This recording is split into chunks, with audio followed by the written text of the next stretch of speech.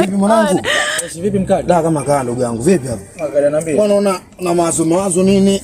Hamna mwanangu, nimetulia. Shida nini kaka mtani? Hamna shida mwanangu. Bwana leo unaona mwanangu leo kazi ilivyokuwa. Tarehe moja leo, mwezi wa 3 Simba na Yanga. Bwana leo Simba na Yanga. Sasa vipi mtani umejiandaje kwanza? Maana kwanza mbona kama na mawazo kuna kichwa mawazo mapema ndugu yangu. Shida nini sasa?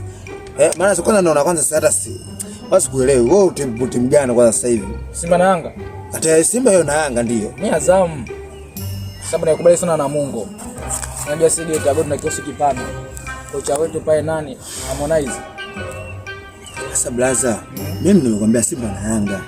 Huko wale sasa mna Gold amefanya nini? Blaza usio muoga. Unajua mimi nishaanza kuona wewe muoga unajua.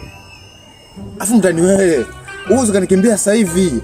Nakwambia Simba na Yanga uko timu gani ndugu yangu? Blaza nipo KMC. Nipo KMC. Sema blaza wewe unaonekana uko sawa bwana. Chetu ile Shimanula. Nyinyi mko sawa kila siku bwana blaza. Wewe uko sawa. Blaza nimekukwaza.